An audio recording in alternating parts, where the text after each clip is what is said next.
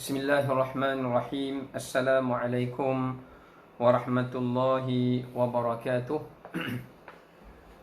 Innal hamdalillah nahmaduhu wa nasta'inuhu wa nastahdihi wa nastaghfiruh wa na'udzu billahi min shururi anfusina wa sayyiati a'malina. May yahdihillahu fala mudilla lahu wa may yudlilhu fala hadiya lahu. Asyhadu an la ilaha illallah wahdahu la syarika lah wa asyhadu anna Muhammadan abduhu wa rasuluh. Allahumma salli wa sallim wa barik ala nabiyyina wa rasulina Muhammad wa ala alihi wa ashabihi ajma'in. Qala rabbi syrah li sadri wa yassir li amri wahlul 'uqdatam min lisani yafqahu qawli. Rabbi zidna ilma warzuqna fahma, amma ba'd. Alhamdulillah, kita rafa'kan puji dan syukur kepada Allah Ta'ala. Pada hari yang mulia ini, kita masih lagi diberikan nyawa dan kehidupan oleh Allah Ta'ala untuk dapat kita berada pada tanggal 15 Sya'ban, iaitu kita sudah pun berada pada pertengahan bulan Sya'ban, yang mana tinggal lagi beberapa hari untuk menjelang kedatangan Ramadan Al-Mubarak Al-Karim. Dan di dalam bulan Sya'ban ini juga adalah merupakan bulan yang manusia kebanyakannya lalai, kata Nabi SAW. Jadi sebelum kita nak memasuki ke dalam bulan Ramadan, sebaiknya kita menyuburkan hati kita. Kita menghidupkan kembali hati kita. Kita kembali menyuntik suntikan iman dan suntikan ilmu kepada akal dan hati kita, supaya kita dapat masuk menjelang Ramadan dalam keadaan hati kita telah pun hidup dan hati kita kembali bernyawa, dan menjauhkan ia daripada kejahilan dan kelalaian dan juga perkara yang mengalpakan. Hadirin yang saya kasihi rahmati oleh Allah, dalam kesempatan ini mari sama-sama kita baca doa seperti mana yang telah dinukilkan daripada kalangan para salafus salih, iaitu Yahya bin Mu'adz rahimahullah. Allahumma sallimna li Ramadan wa sallim Ramadana lana wa tasallamhu minna mutaqabbala. Ya Allah, ya Tuhan kami, sampaikanlah kami ke dalam bulan Ramadan, dan jadikanlah segala kebaikan di dalam bulan Ramadan itu adalah menjadi untuk kami, dan jadikanlah segala apa yang kami usahakan dalam bulan Ramadan daripada amal diterima oleh-Mu, ya Allah. Inilah satu doa yang dibacakan oleh para salafus salih yang terdahulu, kerana kita disuruh minta 3 perkara. Perkara yang pertama, supaya kita masuk dalam Ramadan dalam keadaan yang baik. Ada orang yang sampai bertemu dengan Ramadan, dia bertemu dengan Ramadan dan dia hidup sehingga dalam bulan Ramadan, tapi ketika dia bertemu Ramadan, hatinya sakit. Dia belum dalam keadaan bersedia, dia masih tertinggal. Maka sebab itu kita diajar oleh para salafus salih minta supaya kita berada dalam keadaan Ramadan itu sudah pun dalam keadaan yang sejahtera.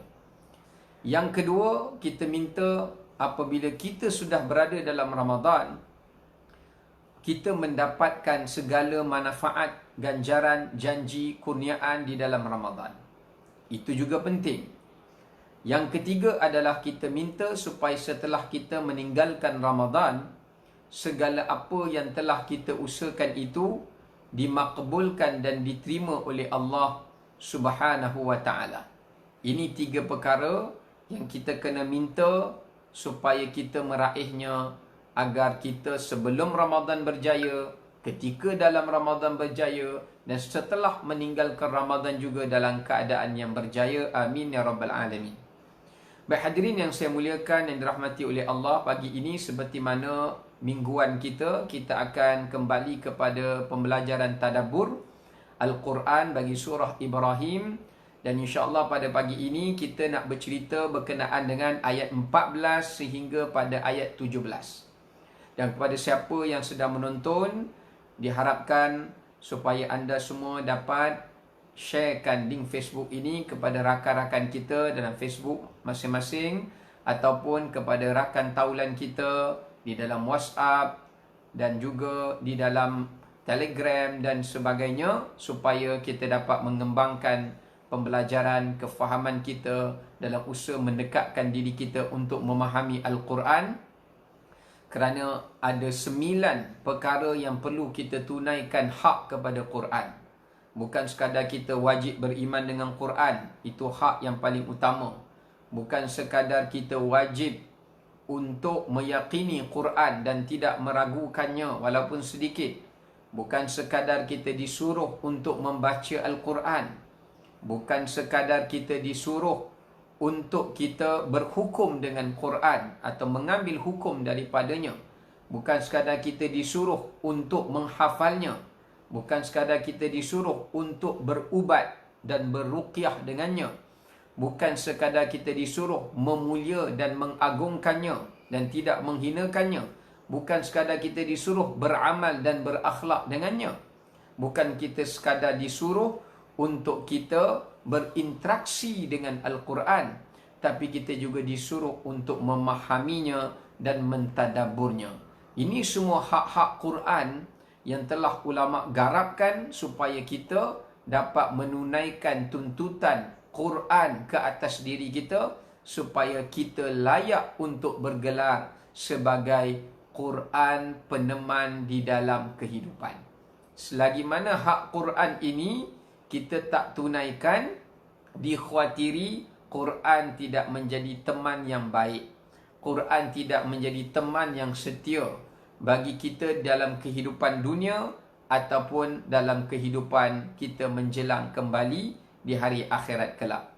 Baik hadirin yang saya kasih, yang saya muliakan, kita akan menyambung semula dalam surah Ibrahim ini. Kepada siapa yang sedang memegang mushaf dan Al-Quran, boleh buka pada muka surat 257 dan kita akan melihat pada ayat yang ke-14 hingga pada ayat yang ke-17. Allah Subhanahu wa taala berfirman, a'udzubillahi minasyaitonir rajim. Bismillahirrahmanirrahim. وَلَنُسْكِنَنَّكُمُ الْأَرْضَ مِنْ بَعْدِهِمْ ذَلِكَ لِمَنْ خَافَ مَقَامِي وَخَافَ وَعِيدِ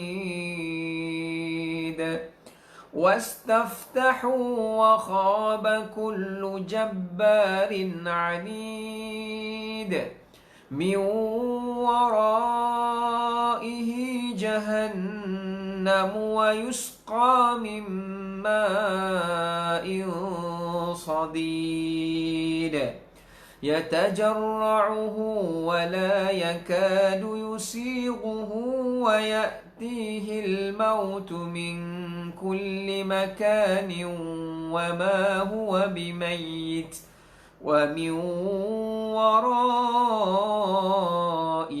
عَذَابٌ غَلِيظٌ. Sadaqallahul Azim. Daripada ayat yang saya bacakan tadi, kita lihat daripada ayat ke-14, apakah yang difirmankan oleh Allah Ta'ala itu. Dan kami pasti akan menempatkan orang-orang beriman, yakni memberi kemenangan kepada mereka di negeri-negeri itu, setelah daripada orang-orang kafir tersebut. Yang demikian itu adalah untuk orang-orang yang takut menghadap ke hadratku dan takut akan ancamanku yang berat. Pada ayat yang ke-15, dan mereka memohon diberi kemenangan, yakni orang-orang beriman, dan binasalah semua orang-orang yang berlaku sewenang-wenang lagi keras kepala yang ingkar.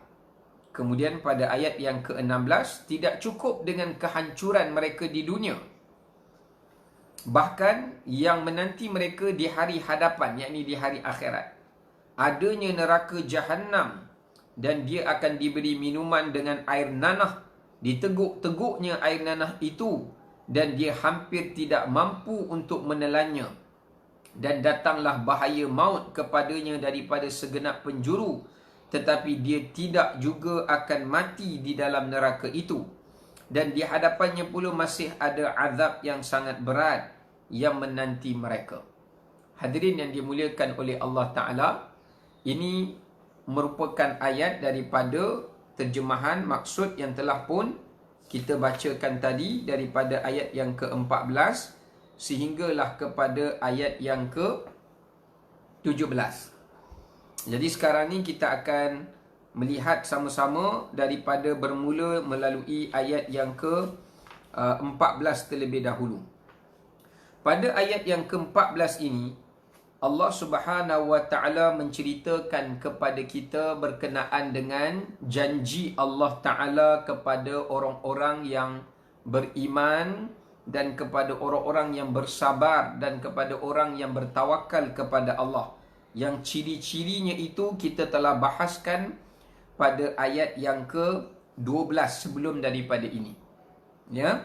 Jadi pada ayat ke-14 ni, Allah Subhanahu Wa Ta'ala memberikan janji kemenangan.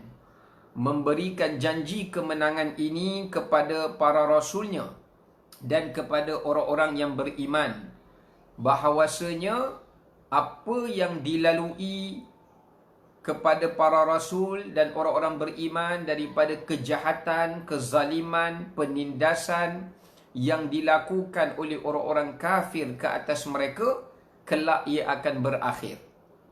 Kelak ia akan sirna dan Allah akan gantikan dengan Allah memberikan kemenangan, ketenangan, kelapangan kepada para rasulnya dan kepada orang-orang yang beriman yang bersama dengan para rasul itu, selagi mana mereka beriman dan mereka bersabar dan mereka bertawakal kepada Allah Subhanahu Wa Ta'ala. Baik, sekarang ni kita nak lihat itu berkenaan dengan janji Allah. Apakah janji Allah di sini? Yang ni yang kita nak lihat. Apakah bentuk janji Allah yang Allah Ta'ala janjikan kepada para rasulnya? Yang pertama kita lihat pada ayat ini, وَلَنُسْكِنَنَّكُمُ الْأَرْضِ. Janji Allah yang pertama kepada para rasulnya dan kepada orang-orang yang beriman, yakni setelah mana para rasul dan orang-orang beriman itu dihalau keluarnya mereka daripada negeri tempat mereka sendiri. Macam kita tengok sahabat Nabi Muhajirin dihalau keluar daripada Mekah dan mereka terpaksa meninggalkan kota kelahiran dan kota tempat tinggal mereka sendiri kerana ancaman daripada kejahatan, kezaliman orang-orang musyrikin Makkah untuk mereka berhijrah ke kota Madinah. Bukan sekadar itu, bahkan umat Nabi-Nabi yang terdahulu pun mereka pernah keluar daripada tempat negeri mereka dan tempat daerah mereka, tempat tinggal mereka, dan mereka telah meninggalkan segala harta mereka dan meninggalkan segala pekerjaan mereka, bahkan ahli keluarga mereka, demi untuk mereka mempertahankan iman mereka dan akidah mereka mendahului segala-galanya. Dan janji Allah, iaitu Allah akan mengembalikan semula tempat tinggal mereka itu kepada para rasulnya dan kepada orang-orang yang beriman. Sebab tu Allah kata, وَلَنُسْكِنَنَّكُمُ الْأَرْضِ. Ada perkataan tasydid dekat situ, ada nun tasydid dekat situ, dan ada lam dekat situ untuk memberi maksud. Lam yang menggambarkan jaminan, kepastian, pengukuhan bahawasanya Allah Subhanahu Wa Ta'ala pasti akan mengembalikan semula tanah milik orang Islam itu kepada orang Islam pada hari yang mendatang. Seperti mana janji Allah ini benar, kita lihat bagaimana kota Mekah itu kembali menjadi milik orang Islam setelah Nabi SAW membuka pembukaan kota Mekah. Baik, jadi janji Allah pertama pada ayat ke-14 ini adalah Allah berjanji akan mengembalikan semula tanah tempat tinggal orang Islam di mana tempat mereka dihalau keluar kepada milik orang Islam semula. Ini yang pertama. Janji menyediakan tempat tinggal yang aman, tempat tinggal yang selamat untuk mereka mengamalkan agama mereka tanpa ada halangan, tanpa ada sekatan, tanpa ada penindasan. Mereka boleh menzahirkan tauhid mereka, iman mereka pada Allah, ibadat mereka pada Allah, dan juga ketaatan dan syiar mereka di dalam agama mereka. Yang kedua, makna perkataan walanuskinannakumul ard. Ia memberi maksud, kalaulah sekiranya orang beriman tu meninggal dunia dahulu sebelum mereka dapat kembali mendapatkan tanah mereka, Allah tetap berjanji, tanah itu setelah mana dikuasai oleh orang-orang kafir yang zalim kepada para rasul dan pada orang beriman, pasti suatu masa nanti Allah akan menggantikan negeri atau tempat yang telah dinodai dengan kekufuran dan kejahatan dan penumpahan darah itu dengan pewaris-pewarisnya di kalangan orang-orang yang beriman. Ini kita boleh tengok di dalam ayat Al-Quran sendiri, di kala mana Allah Subhanahu wa taala menyebutkan kepada kita di dalam surah Al-Anbiya pada ayat 105, Allah berfirman, Annal arda yarithuha ibadiyas salihun. Allah menyatakan sesungguhnya bumi ini setelah mana ia dikotori, berlaku macam-macam kejahatan, kemungkaran di atasnya oleh tangan-tangan yang kufur dan jahat, Allah akan gantikan tanah ini, bumi ini akan dikuasai oleh orang-orang yang saleh. Allah akan wariskan. Allah akan matikan generasi ini, kemudian Allah hidupkan generasi yang baru, dan mereka itu adalah daripada kalangan orang-orang yang beriman dan orang-orang yang saleh. Baik. Ini adalah merupakan janji Allah yang Allah Ta'ala sebutkan pada ayat yang ke-14, supaya para rasul dan orang beriman tidak merasa sedih, tidak berputus asa, tidak tidak berputus asa, dan mereka tidak berhenti daripada meneruskan ketakwaan dan juga dakwah mereka kepada jalan Allah, kerana Allah tetap akan mengembalikan hak mereka kepada mereka, yakni tanah air mereka, kelak di masa yang akan datang. Baik, ini adalah janji yang telah pun kita nyatakan berdasarkan apa yang dihuraikan oleh para ulama pada ayat 14 ni. Sekarang ni kita nak tengok pengajaran dia. Pengajaran bagi ayat ke-14 yang kita boleh lihat dekat sini, yang pertama, janji Allah Ta'ala itu benar bagi orang-orang yang beriman dan orang-orang yang bersabar dan orang-orang yang bertawakal. Allah Subhanahu wa taala tidak pernah memungkiri janjinya.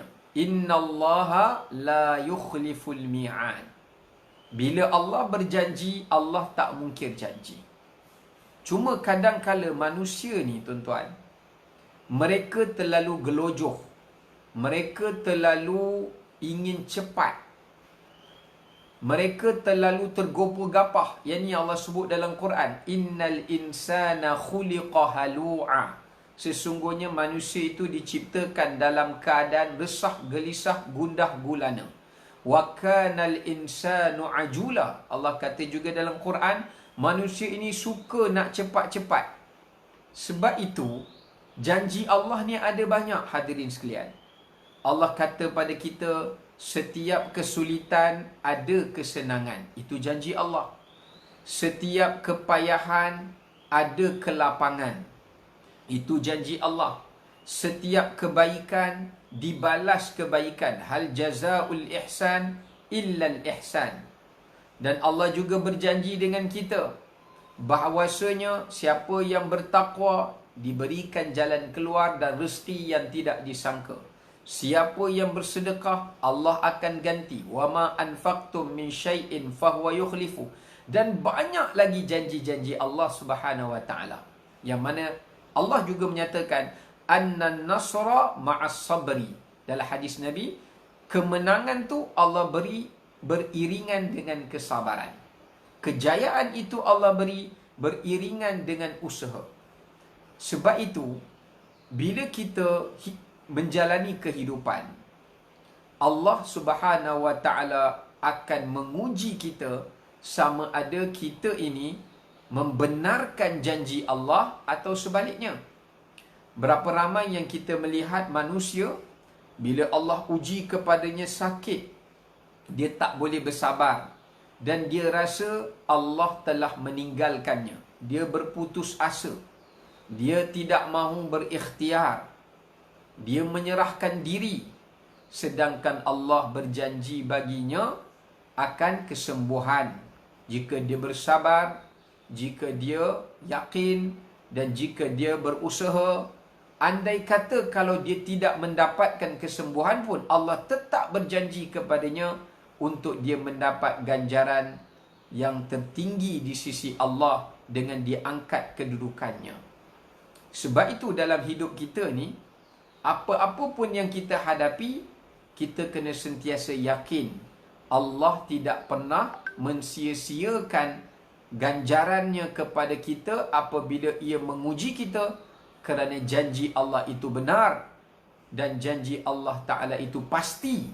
Maka sebab itu hanya manusia sahaja perlu diuji untuk mereka, diuji keimanan mereka, diuji kesabaran mereka, diuji mujahadah mereka dan diuji pada mereka akan tawakal mereka. Sebab tu kita lihat misalan contoh macam mana 7 pemuda Ashabul Kahfi. Mereka nak dibunuh jika mereka tak beriman. Mereka dikejar oleh tentera Raja Dicyanus. Mereka bertawakal kepada Allah. Ya Allah, kami sajalah yang beriman dekat kota ni. Kalau kami terbunuh, tak ada lagi orang yang beriman. Allah perintahkan mereka. Allah lindungi mereka di dalam gua sampai orang tidak menemui gua itu. Dan Allah tidurkan mereka selama 309 tahun. Kemudian mereka bangun. Masya Allah. Allah tunaikan janji mereka.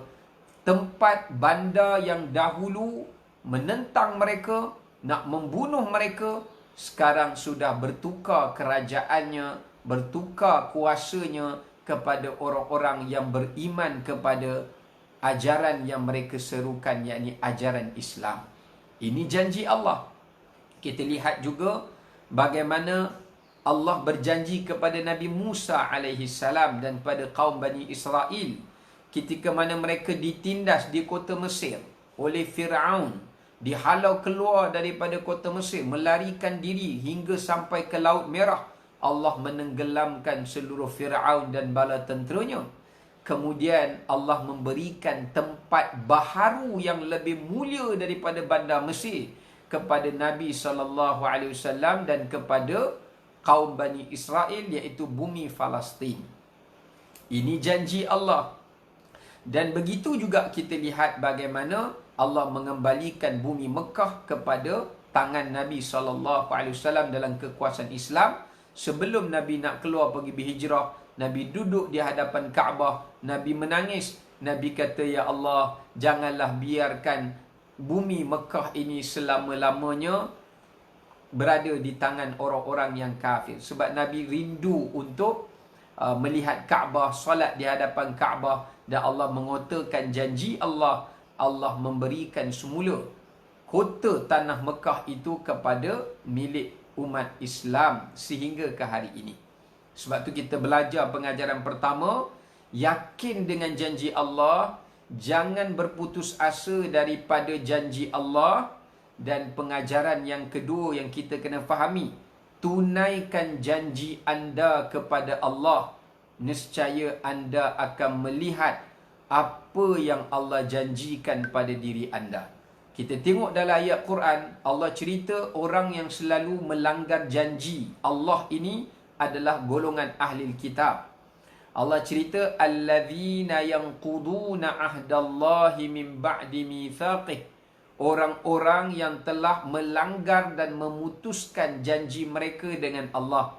Dalam ayat yang lain Allah Ta'ala sebut, Allah Ta'ala menyatakan bahawasanya dalam satu ayat Al-Quranul Karim, sekejap ya, minta maaf. Misalnya dalam ayat Quran yang lain Allah Ta'ala menyatakan, alladzina yufuna bi ahdillah wa la yanquduna al-mitsaq. Orang-orang yang telah menyempurnakan janjinya dengan Allah dan dia tidak melanggarnya. Sebenarnya Allah tak pernah melanggar janjinya kepada kita. Tapi kita sebagai manusia selalu terlebih dahulu melanggar janji kita kepada Allah. Jadi bagaimana Allah ingin menyempurnakan janjinya kepada kita? Saya bagikan contoh. Misalnya kita berjanji dengan Allah kita nak bertaubat. Kita nak tinggalkan kejahatan. Kita nak tinggalkan dosa. Lepas kita ungkap kata-kata taubat dan istighfar, minta Allah ampunkan, selang beberapa ketika, hari, waktu, kita langgar janji kita. Berapa kali kita telah melanggar janji kita kepada Allah? Kita berjanji, ya Allah, jika kau berikan pada aku harta, akan ku sedekahkan harta ni pada jalanmu. Berapa kali kita berbohong bila Allah memberikan pada kita harta, Allah kayakan kita, kita sibuk dengan mencari tambahan dunia lagi, sehingga kita tidak bersedekah seperti yang kita janjikan. Dalam ayat Al-Quran, Allah ada cerita perangai manusia macam ni. Allah Ta'ala cerita dalam surah Taubah, falamma atahum min fadlihi bakhilu bihi wa tawallaw wa hum mu'ridun. Ada seorang manusia di zaman Nabi, dia miskin. Dia datang jumpa Rasulullah SAW. Dia kata, ya Rasulullah, kalau Allah beri aku kaya, aku akan sedekahkan hartaku sebesar gunung ini di jalan Allah. Nabi tak perlu minta sahabat lain untuk perbelanjaan perang, dia akan bagi. Bila Nabi berdoa pada Allah, dia dapat kekayaan. Allah kata apa? Bakhilu bihi. Dia bakhil. Dia tak infak pun. Dia bohong. Inilah sikap manusia yang suka melanggari janjinya dengan Allah. Sama juga bila Allah bagi kita sihat, lepas tu Allah bagi kita sakit. Masa sakit tu kita mengadu, merintih pada Allah, ya Allah, berilah aku sihat balik. Bila aku sihat, aku akan buat ini, aku akan buat itu. Kita melanggar janji lagi. Bila Allah kembalikan semula kesihatan, manusia kembali kepada kekufuran. Sebab tu Allah kata dalam Quran, wa idza massal insana ad-durru da'ana li jambihi aw qa'idan aw qa'ima. Bila kami beri kepada manusia ujian, mereka ingat pada aku, kata Allah, dalam keadaan berdiri dan dalam keadaan duduk.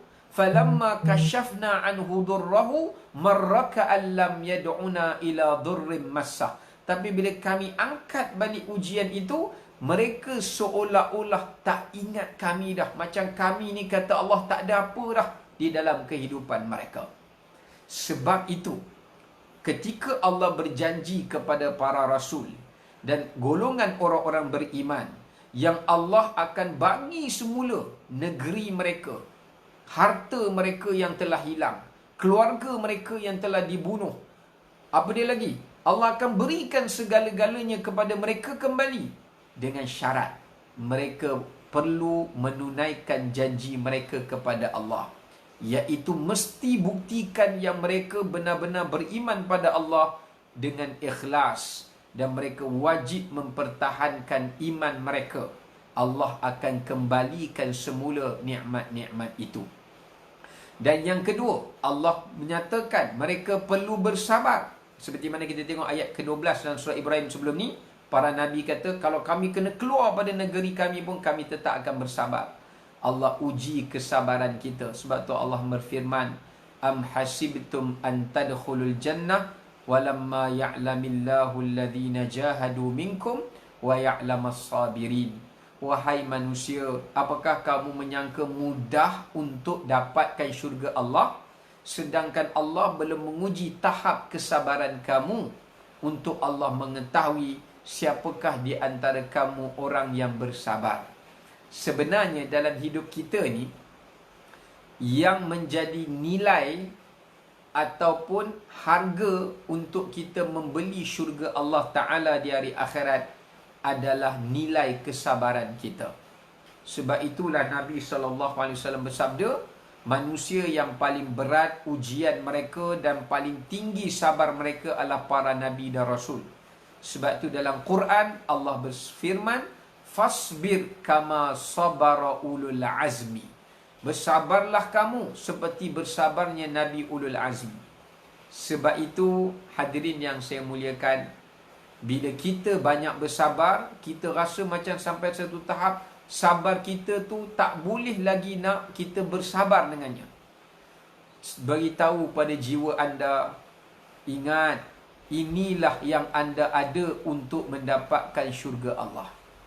Pujuk diri kita, berat macam mana pun musibah tu, ingatkan diri kita, Allah sedang menambahkan lagi harga kita, bekalan kita, yakni bekalan sabar kita itu untuk kita tebus nak membeli syurga Allah Subhanahu wa ta'ala. Itulah cagaran dia, itulah tebusan dia. Sebab itu bila kita boleh letak kefahaman macam tu, macam mana berat pun kita tetap akan merasa ia ringan. Kita tetap akan merasa kita mampu untuk menghadapinya. Inilah penting perkara yang selepas beriman, Allah akan kembalikan segala apa yang Allah yang telah diambil daripada kita. Bila kita sabar, Allah akan kembalikan segala apa yang telah hilang daripada kita. Yang ketiga adalah tawakal kepada Allah. Jangan sampai peringkat kita dah malas nak berikhtiar dan bertawakal pada Allah, kita mula mencari tawakal kepada makhluk. Ketika itu Allah akan meninggalkan kita dan kita tidak akan dapat bergantung kepada Allah dan bersandar pada Allah Ta'ala lagi dalam kehidupan kita. Sebab itu Allah berjanji Allah akan bagi balik apa yang telah hilang di sisi para rasul dan orang beriman apabila mereka masih meletakkan Allah sebagai tempat mereka bersandar, tempat mereka bergantung, tempat mereka meminta tolong dan tempat mereka mengadu. Maka Allah Ta'ala tidak akan mensia-siakan hamba-hambanya. Sebab itu kita tengok bagaimana orang sahabat muhajirin, harta dirampas masa hijrah, Allah pulangkan balik. Mereka dapat harta daripada golongan Ansar yang bahagikan sebahagian harta mereka pada orang muhajirin. Allah gantikan balik harta mereka. Mereka menang dalam perang. Harta rampasan mereka mendapat gantian semula daripada Allah. Mereka hilang keluarga yang mati diseksa di kota Mekah. Allah gantikan mereka dengan wanita-wanita baru, keluarga-keluarga baru di kota Madinah. Dan mereka mendapatkan keluarga baru, anak yang baru, gantian daripada Allah di kalangan anak-anak yang baik seperti yang sebelumnya. Inilah janji Allah. Jangan kita memungkiri janji kita dengan Allah. Jika tidak, kita tidak akan mendapatkan apa yang Allah janjikan kepada kita. Sebab tu Allah berfirman, Ya ayyuhalladzina amanu la takhunullaha war rasul wa takhunu amanatikum wa antum ta'lamun. Wahai orang beriman, jangan kamu mengkhianati janji kamu pada Allah dan janji kamu pada Rasul. Dan jangan juga kamu mengkhianati janji kamu sesama manusia sedangkan kamu mengetahuinya. Muslimin muslimat, kita nak pergi pengajaran yang kedua. Apa janji kita dengan Allah? Kalau kita tengok dalam surah Al-An'am, kita telah mengambil janji kepada Allah Subhanahu wa ta'ala ketika mana kita berada di alam roh sebelum Allah ciptakan kita di dunia ini. Yakni dalam surah Al-A'raf pada ayat 172. Sebelum Allah ciptakan kita, janin pun tak ada lagi, kita roh berada di alam roh. Allah Ta'ala tanya, Alastu bi rabbikum?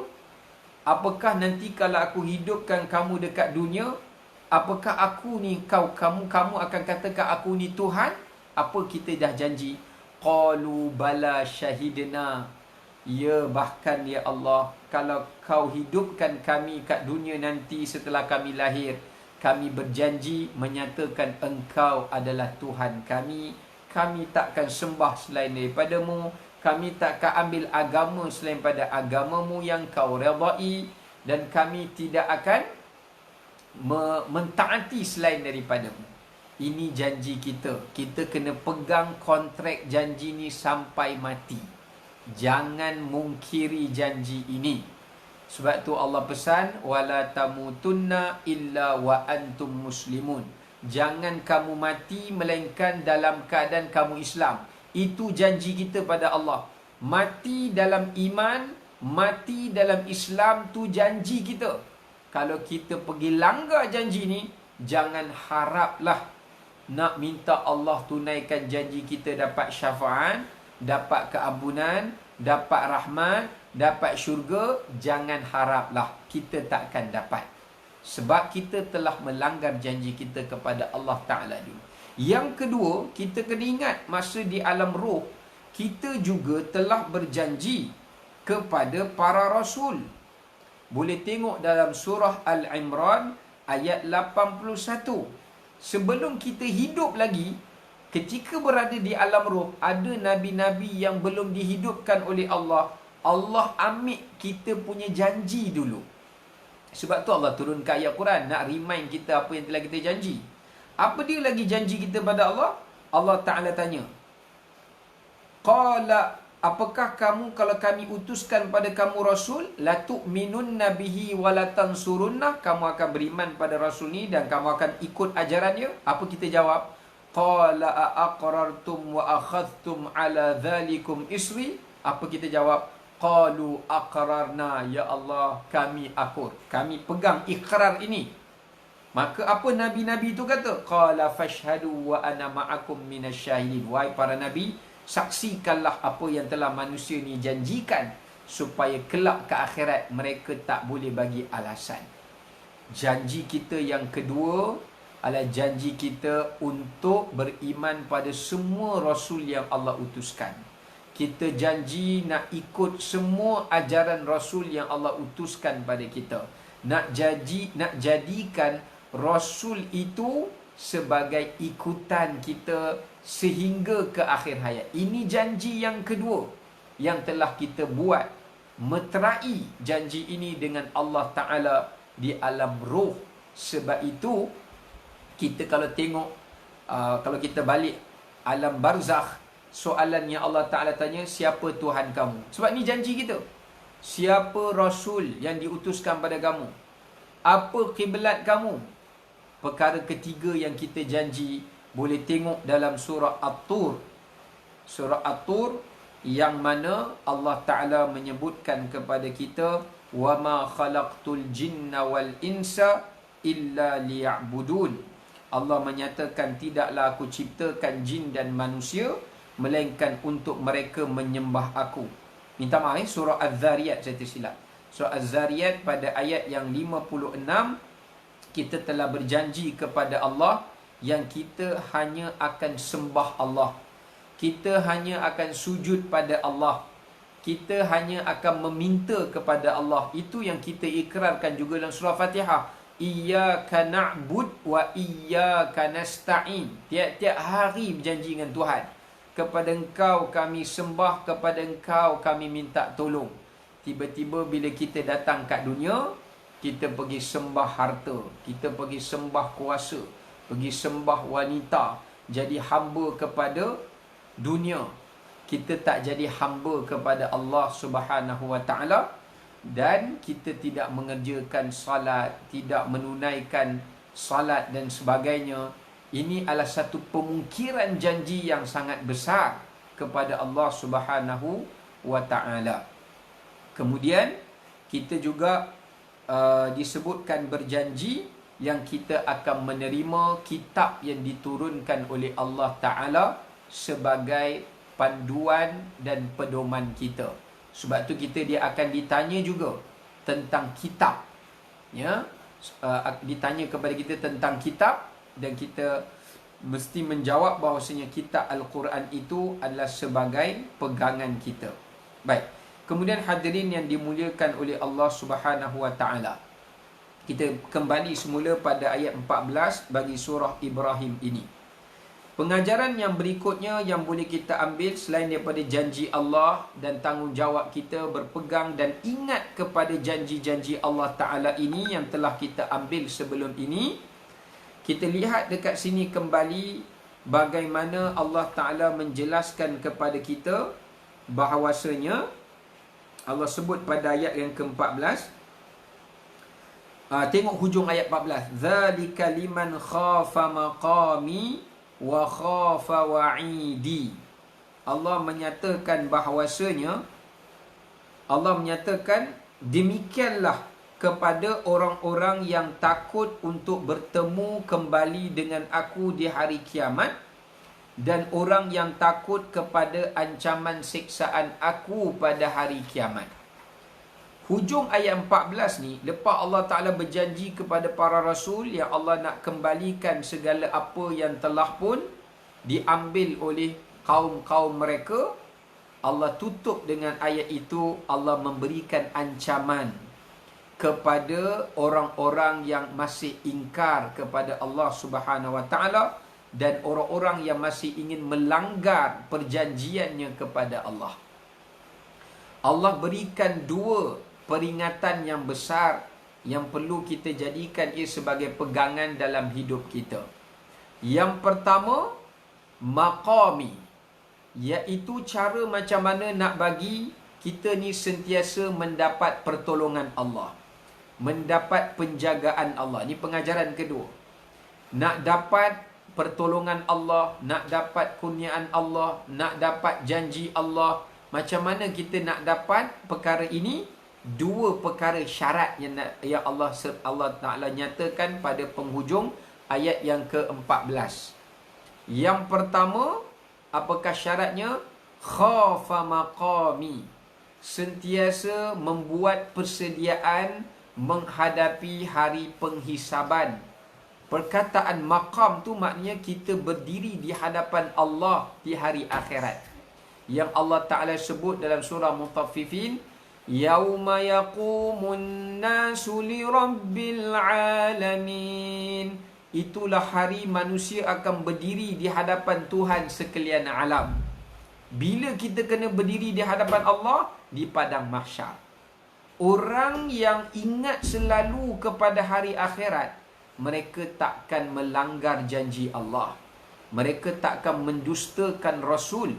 Mereka akan sentiasa beriman dan sentiasa bersabar kerana memikirkan ganjaran yang bakal mereka perolehi di hari akhirat kelak. Sebab tu dalam ayat Al-Quranul Karim, Allah Subhanahu Wa Taala juga ada menyebut di dalam surah ada dalam satu ayat Al-Quran, waliman khafa maqama rabbih jannatan, dalam surah Ar-Rahman, kepada orang-orang yang takut untuk berdiri di hadapan Allah Ta'ala nanti di hari akhirat. Kita di sini, pengajaran yang pertama, macam mana kita nak sentiasa mendapat pertolongan Allah. Ini Allah bagi syarat, nak dapat Allah tolong, kamu mesti menjadi orang yang takut bila nak kembali kepada aku nanti. Dan kalau kamu tidak mahu menjadi orang yang mendapat kebinasaan dan balasan hukuman daripada Allah, kena ingat hari pertemuan kamu dengan aku, kata Allah. Baik, tuan-tuan muslimin muslimat yang dirahmati Allah, Allah Ta'ala bagi tahu dekat kita, sekarang ni dekat dunia, sejak kita lahir, kita tak pernah jumpa Allah. Betul kan? Saya nak tanya, apa perasaan para penonton kalau sejak lahir tak pernah jumpa mak ayah sendiri? Sejak lahir tak jumpa mak ayah sendiri, sampai mati tak jumpa mak ayah sendiri. Kalau nak jumpa mak ayah sendiri pun lepas matilah. Kalau roh tu baik, boleh jumpa sekali lah. Jadi kita ni, sejak Allah Ta'ala lahirkan kita ke muka bumi, kita tak pernah dapat jumpa Allah melainkan dalam solat lah. Itu dalam solat itu pun ada sebagai perantara. Solat itu sebagai perantara kita untuk berkomunikasi dengan Allah. Tapi jumpa, tak. Bayangkan, bila kita balik di hari akhirat, inilah pertemuan kita dengan Allah. Sebab tu Nabi sebut, dalam satu hadis Nabi kata, man ahabba liqa Allah, ahabba Allahu liqa'uh. Wa man kariha liqa Allah, karihallahu liqa'uh. Nabi kata hadis ni pada Sayyidatina Aisyah radhiyallahu anha. Hadis ni diriwayatkan oleh Imam Muslim. Aisyah kata, ya Rasulullah, kami ni takut kalau fikir mati ya Rasulullah. Aisyah kata, kami kalau fikir mati takut sebab mati kan sakit. Kami takut. Nabi jawab apa? Siapa yang cinta nak jumpa Allah, Allah pun cinta nak jumpa dia. Siapa yang benci nak jumpa Allah, Allah pun benci nak jumpa dia. Tahukah kita apakah jalan yang boleh untuk kita jumpa Allah? Jawapan dia, kematian. Selagi mana kita tidak mati, kita tak boleh jumpa Allah. Melainkan kalau kita hidup melalui ibadat salat. Tapi mati itu adalah perjumpaan yang sebenarnya. Lepas kita mati, kita akan jumpa. Kita akan jumpa di alam barzakh yang Allah Ta'ala janjikan, dan kita pasti lagi akan berjumpa dan melihat ketika berada di dalam syurga. Bayangkan, Nabi beritahu kepada Sayyidatina Aisyah, siapa yang tak suka jumpa Allah, Allah tak suka jumpa dia. Siapa suka jumpa Allah, Allah suka. Maknanya, kalau kita ni buat persiapan nak menghadapi kematian, itu tanda kita suka jumpa Allah. Kerana kita nak balik jumpa Allah dalam keadaan kita gembira. Macam satu orang, dia bermusafir jauh, lama tak jumpa keluarga, family dia.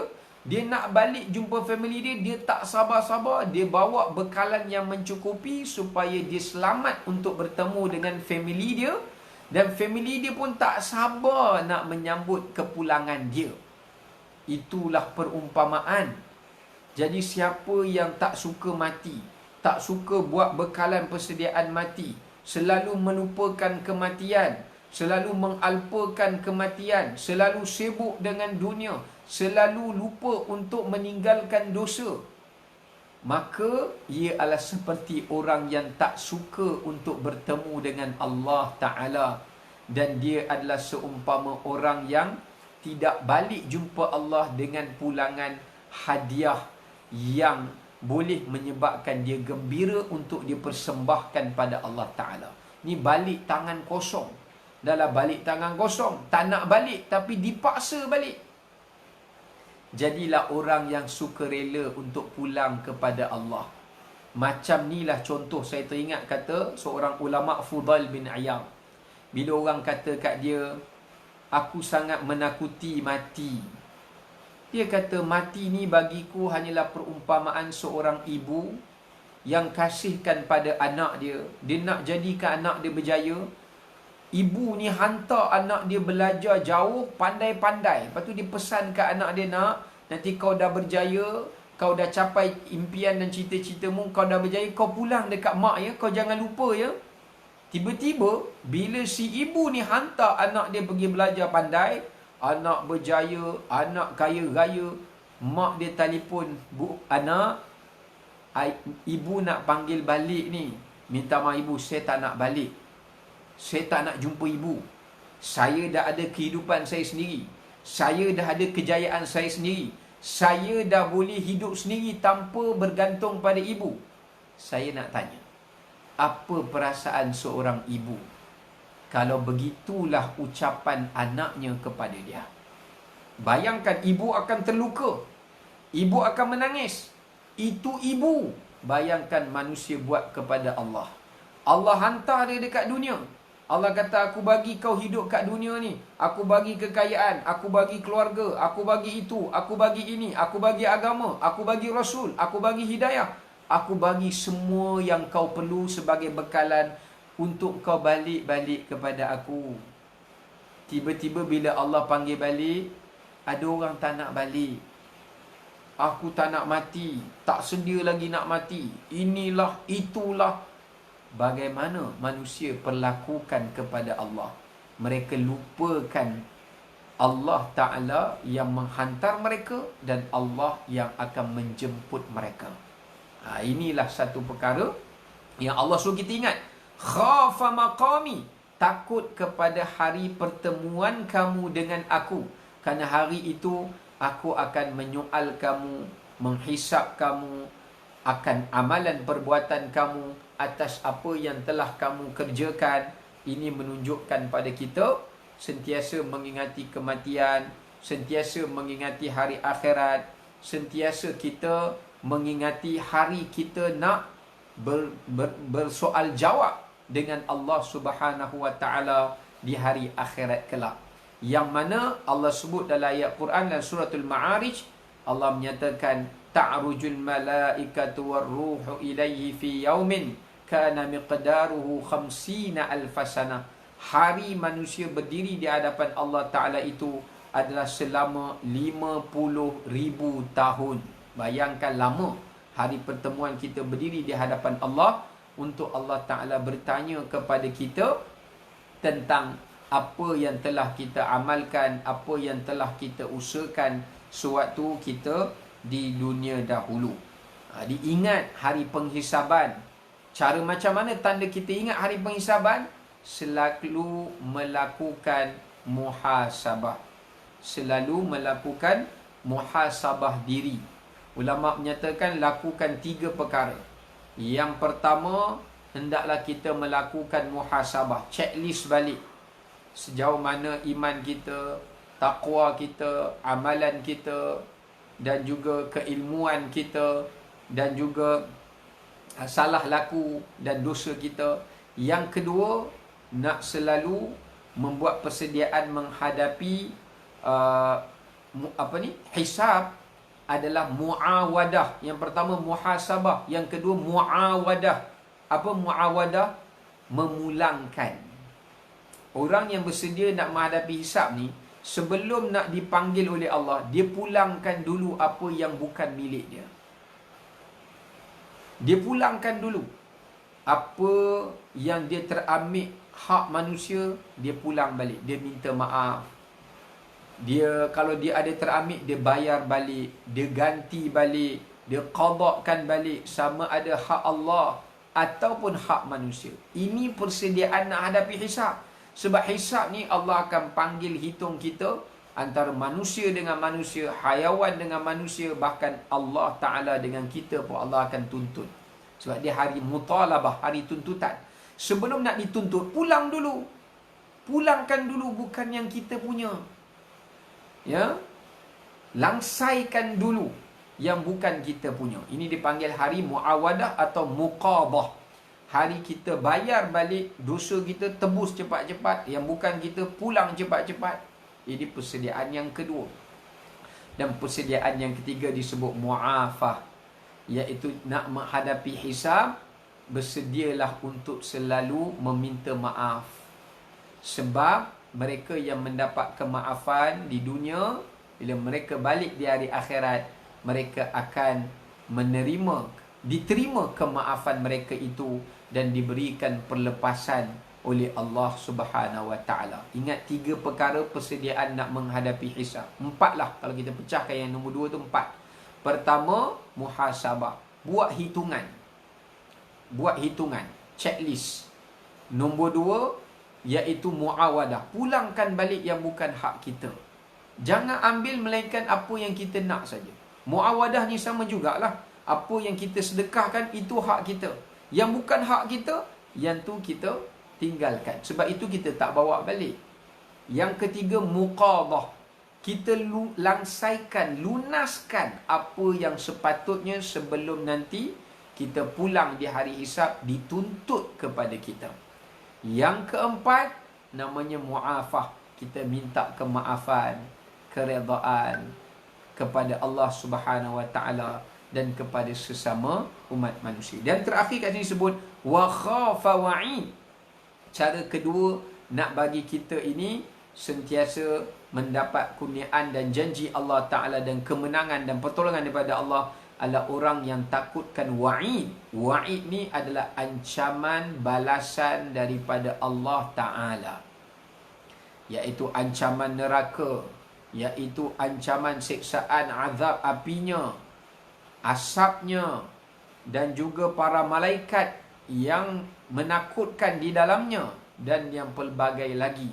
Sebab tu elemen yang kedua nak menjadikan seseorang itu sentiasa mendapat pertolongan Allah dan janji Allah, dia kena sentiasa mengingati ancaman Allah, kemurkaan Allah, dan juga sentiasa mengingati akan balasan dan hukuman Allah Ta'ala. Inilah yang akan menghentikan ia daripada dia melakukan kekufuran dan kejahatan. Baik, sekarang ni kita nak pergi kepada ayat yang ke-15.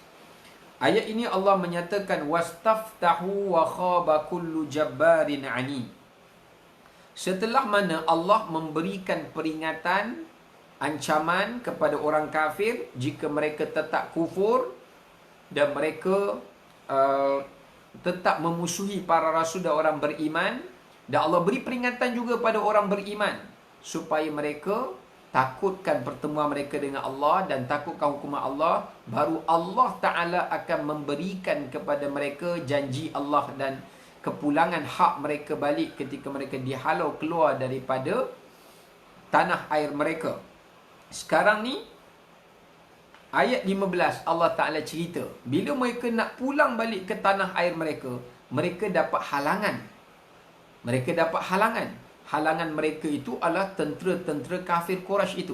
Sebab Allah kata wastaftahu. Mereka meminta kemenangan daripada Allah. Untuk menghadapi siapa? Menghadapi dua jenis sikap manusia. Dua jenis sikap manusia inilah manusia yang paling dimurkai oleh Allah Ta'ala. Yang pertama Allah sebut Jabbar. Para Nabi dan Rasul tu berdoa kepada Allah, Ya Allah, tolonglah bagi kami kemenangan. Tunaikanlah janjimu kepada kami. Kerana kami terpaksa berhadapan dengan dua sikap manusia. Yang pertama apa dia? Jabbar. Apakah Jabbar itu? Ia merujuk kepada orang-orang yang sewenang-wenangnya menggunakan kekerasan dengan kekuasaan dia. Orang yang zalim lah, senang. Orang yang zalim, orang yang keras. Yang kedua, anid.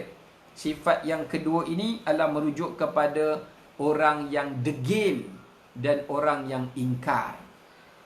Jadi, ayat 15 ini, Allah Ta'ala menceritakan bagaimana para Nabi dan Rasul dan orang-orang beriman memohon pada Allah supaya Allah memberikan kemenangan kepada mereka di dalam peperangan ataupun di dalam dakwah para Nabi dan Rasul itu ke atas dua jenis sikap manusia. Yang pertama, orang yang zalim dan orang yang keras dan melampau batas.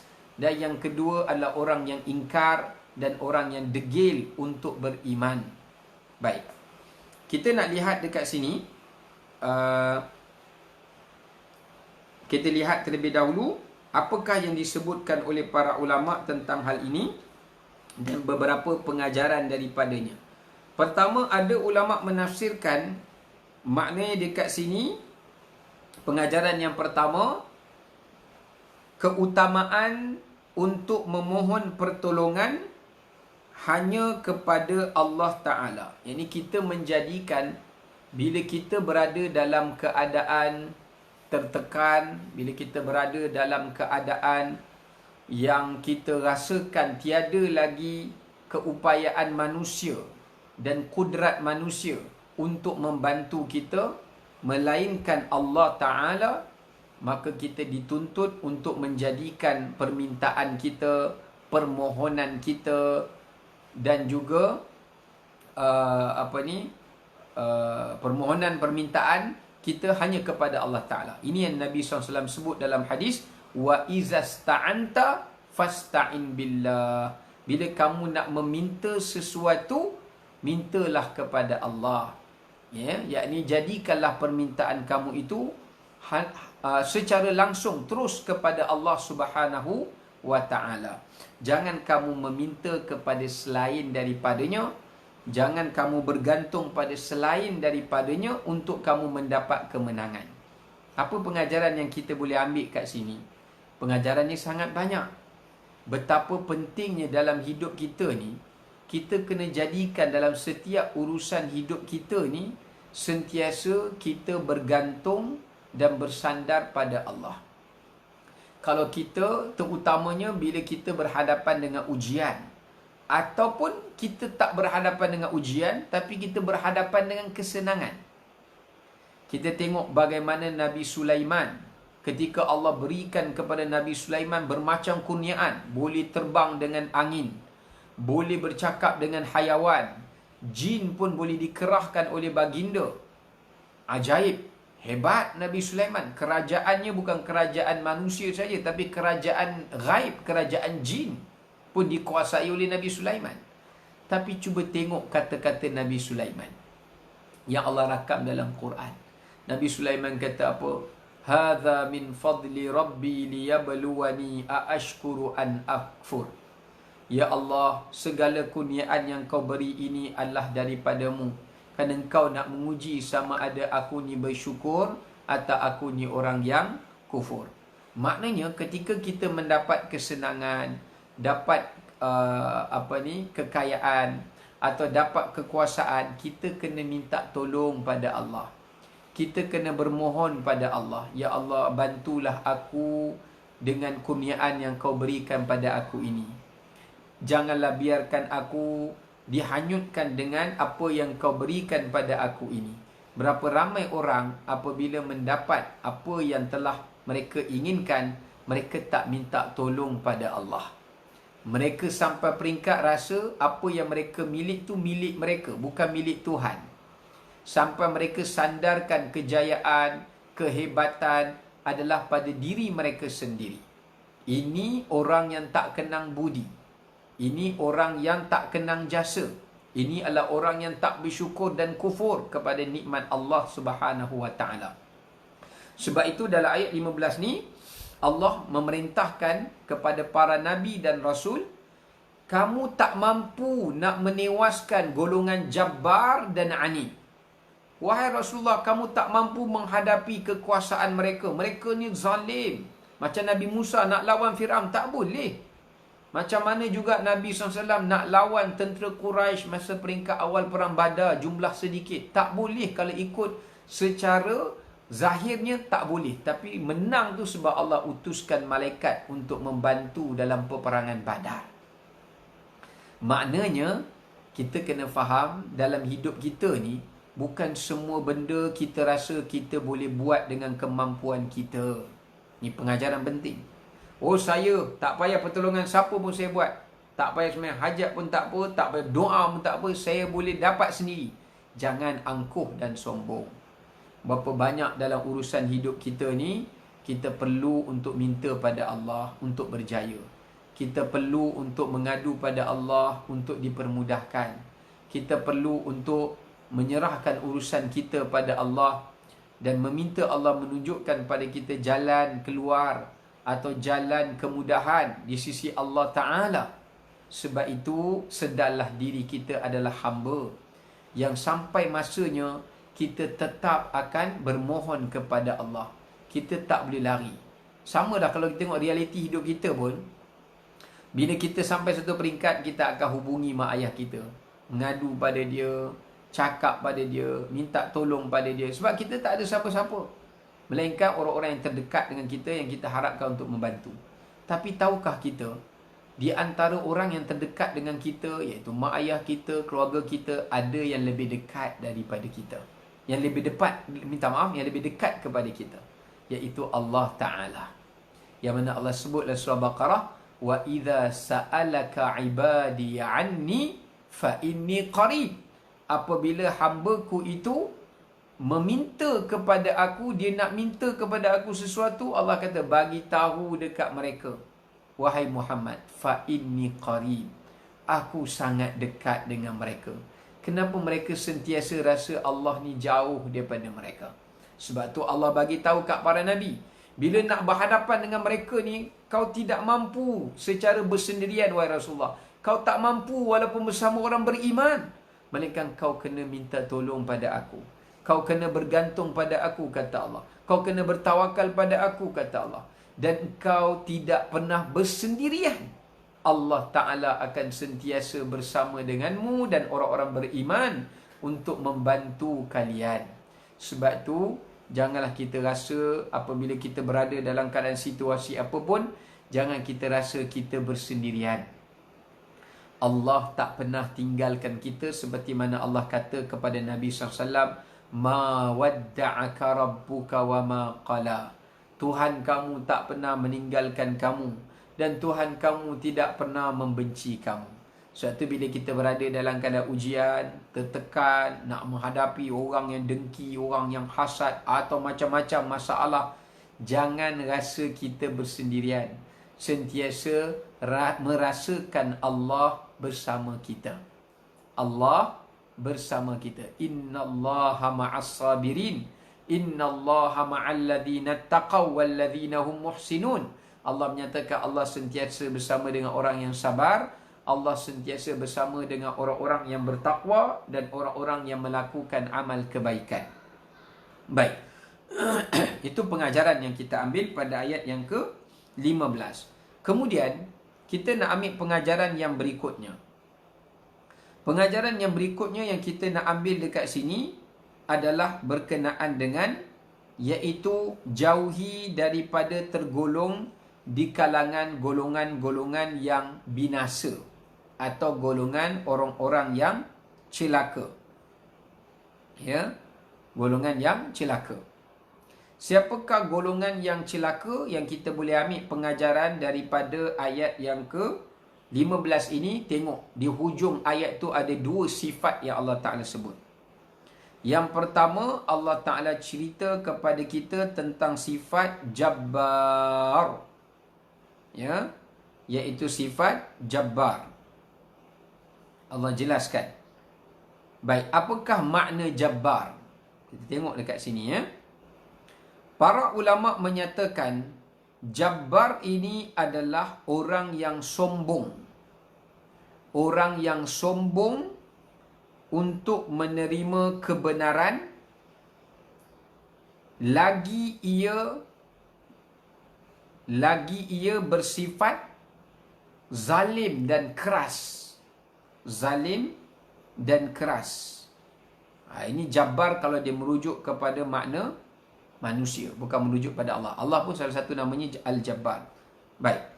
Yang kedua, iaitu sifat Anid. Sifat Anid. Siapakah orang yang anid? Okey, kita tengok apa yang disebutkan oleh para ulama bahasa.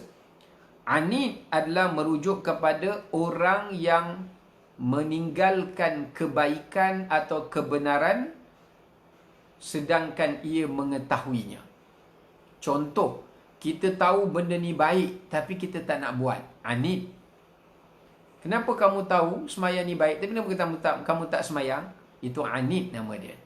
Atau kenapa kamu tahu bahawasanya berbuat baik kepada jiran tu baik, kenapa kamu tak buat? Anid. Kan dia enggan buat.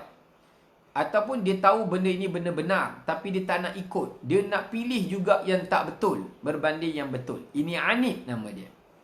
So ada dua sifat yang Allah jelaskan kepada kita dekat sini yang merujuk kepada sifat yang membawa kepada celakanya manusia itu dan binasanya manusia itu. Berdasarkan kepada dua sifat ini, saya nak kongsikan sebuah hadis daripada Nabi SAW. Yang mana hadis ini, Nabi SAW bercerita kepada kita tentang golongan yang terawal masuk ke dalam neraka tanpa sebelum ia sempat dihisab oleh Allah di padang mahsyar. Ni geng yang masuk neraka tanpa hisab. Bukan masuk syurga tanpa hisab, masuk neraka tanpa hisab. Ini disebut dalam hadis riwayat Ahmad daripada Abi Hurairah radhiyallahu an. Nabi SAW bersabda, yakhruju unuqun minan nari yaumal qiyamah. Pada hari akhirat nanti, neraka ini dia akan mengeluarkan kepalanya dan lehernya.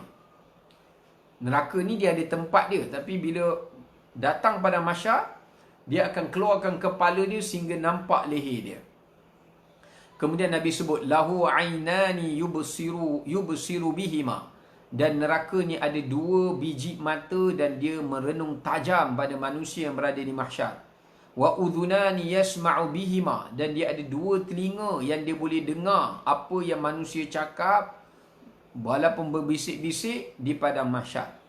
Wa lisanun yuntiqu bihi. Dan neraka ni ada lidah dan mulut, dan dia boleh bercakap dan berkata-kata. Bila dia datang mendekati mahsyar Allah Ta'ala di hari akhirat, Allah Ta'ala tanya neraka ini, kamu datang ni kenapa? Maka jawab neraka, inni wukiltu bi thalathah. Wahai Allah Ta'ala, aku datang ni kerana nak mencari 3 jenis manusia ini. Yang mana manusia ini adalah merupakan manusia yang diinginkan neraka Allah sebelum ahli-ahli neraka yang lain. Neraka cari 3 golongan ni. Ni bukan 6 jahanam ni cerita piramid. Ni 3 jahanam. Sebenarnya banyaklah jahanam tu. Tapi ni 3 jahanam yang terawal masuk neraka tanpa hisab. Maka sahabat tanya, siapa mereka ni ya Rasulullah? Tolonglah khabar sebab kami tak nak jadi orang macam ni ya Rasulullah. Maka Nabi jawab, yang pertama, manidda'a ma'allahi ilahan akhar. Golongan pertama yang neraka cari dan masuk neraka tanpa hisab, orang yang menyembah, yang menyeru, yang meminta tolong, yang percaya ada Tuhan selain Allah. Ini orang yang syirik lah, orang kafir. Orang kafir memang masuk neraka tanpa hisab. Kerana mereka mendakwa ada Tuhan selain daripada Allah, neraka nak ambil, nak sambar dia dulu. Yang kedua, wa bikulli jabbarin anid. Ni yang saya nak relatekan dengan ayat berapa tadi? Ayat 15 ini. Dan kata neraka, aku juga mencari jabbarin anid. Orang-orang yang sombong dengan kuasa, kekayaan, kedudukan dia. Lagi dia itu adalah orang yang suka menindas, melakukan kezaliman, ditambahkan dengan sifat kedua anid pula, iaitu adalah sombong, angkuh dengan apa kelebihan yang Allah bagi pada dia, dan dia berbuat zalim, menindas orang. Nombor 3 sifat dia anid. Dia tahu benda yang benar tapi dia tak nak buat. Dia tahu benda yang dia ada kemampuan nak buat benda baik tapi dia tak nak buat. Dia tahu benda yang benar tapi dia tak nak percaya. Dia tetap nak percaya benda yang tak benar. Maka neraka kata, eloklah biar aku ambil mereka ini menjadi bahan bekaran yang terawal. Yang ketiga, wal musawwirin. Yang ketiga adalah orang-orang yang membina dan melakar patung. Orang yang buat patung, orang yang buat tangkal, orang yang buat azimat, orang yang buat apa-apa saja yang memiliki elemen syirik yang orang lain sembah selain daripada Allah. Tapi khususnya musawwir ini memberi maksud orang yang buat replika patung yang dijadikan sembahan, atau replika patung yang dijadikan sebagai pemujaan, atau yang dijadikan sebagai kebanggaan, sedangkan dia adalah simbol kekufuran. Maka ini adalah orang terawal yang dikehendaki oleh api neraka Allah Subhanahu wa ta'ala di hari akhirat kelak nanti. Dan semoga kita minta Allah Ta'ala melindungi kita daripada golongan-golongan yang seperti ini. Baik, tuan-tuan rahmati oleh Allah SWT, insya-Allah kita akan tangguhkan, tetapi dalam satu hadis yang satu lagi, ini bagi orang yang terawal masuk neraka, ya, orang yang buat patung atau apa-apa simbol syirik. Dan yang keduanya adalah orang yang jabbar, anid, yang kita cerita tadi, orang yang ada pengaruh tetapi zalim dan ingkar. Yang ketiga adalah orang-orang yang kafir dan musyrik. Tapi dalam hadis yang lain Nabi juga ada sebut, saya beri 3 orang ni, tambah lagi 3. Yang Nabi kata, yang neraka jahanam dinyalakan apinya oleh 3 manusia ini. Yang 3 pertama tadi yang jahat-jahat, ni pelaku maksiat. Ini 3 pula pelaku baik. Jadi bila campur total jadi 6 yang terawal masuk neraka tanpa hisab. 3 daripada kategori yang buat dosa, 3 lagi daripada kategori yang buat kebaikan. Yang pertama, orang yang berjihad di jalan Allah, orang pertama masuk neraka tanpa hisap. Bila dia keluar pergi berjihad di jalan Allah, bukan ikhlas kerana Allah, tapi untuk dipanggil dia sebagai perwira, orang yang berani. Nombor dua adalah orang yang membaca Quran. Dia baca Quran untuk dia dipanggil Al-Hafiz, Al-Hafizah, Al-Qari. Dia bangga. Dia suka orang panggil dia macam tu. Dia memang nak populariti ataupun nakkan kepada gelaran-gelaran panggilan itu tadi. Bukan kerana Allah Subhanahu Wa Taala. Dan yang ketiga adalah dia menginginkan, yang ketiga adalah orang yang bersedekah.